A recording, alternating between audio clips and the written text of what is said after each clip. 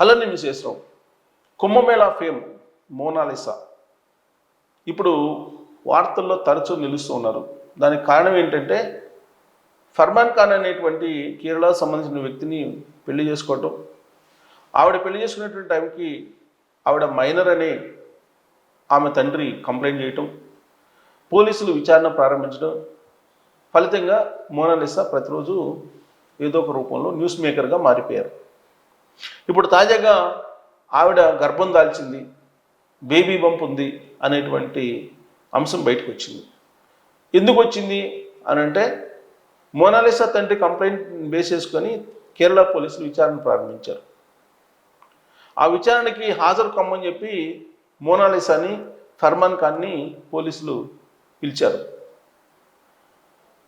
అప్పుడు మోనాలిసా గర్భంతో ఉంది, ట్రావెల్ చేయలేదు, కదలలేదు, కాబట్టి మీ విచారణకి హాజరు కాలేదని చెప్పి ఫర్మాన్ ఖాన్ ఇచ్చినటువంటి సమాధానం పోలీసులకి. దీంతో ఆవిడ గర్భం దాల్చినటువంటి విషయం బయటకు వచ్చేసింది. ఇప్పుడు మొత్తం దేశవ్యాప్తంగా ఇదే పెద్ద న్యూస్ అయింది. కారణం ఏంటంటే మోనాలిసా కుంభమేళాలో ఒక పూసలు అమ్ముకుంటున్నటువంటి మామూలు యువతి. ఎవరో అక్కడికి వచ్చినటువంటి భక్తుడు వీడియో తీసి ఆ వీడియోని ఇన్స్టాలో పెట్టాడు, సోషల్ మీడియాలో పోస్ట్ చేశాడు. దాంతో వైరల్ అయిపోయింది.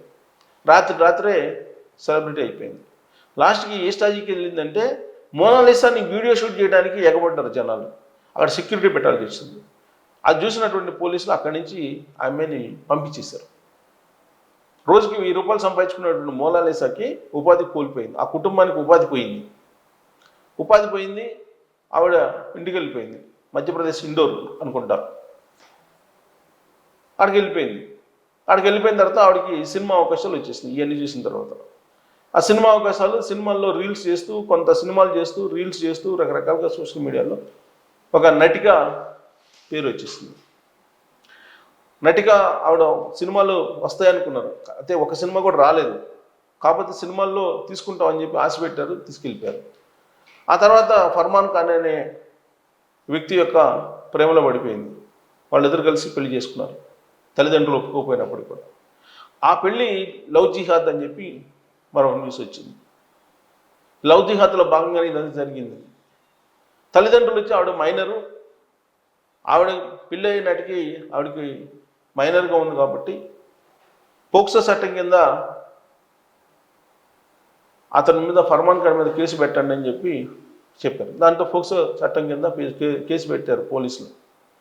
ఇప్పుడు ఆవిడ మైనర్ అయితే కనుక నిజంగానే విచారణలో తేలితే పెళ్ళి అయినట్టుకి ఇప్పుడు గర్భం కూడా దాల్సింది కాబట్టి పోక్సో చట్టం కింద శిక్ష కంటే కూడా మరింత శిక్ష ఫర్మాన్ ఖాన్కి పడేటువంటి అవకాశం ఉంది.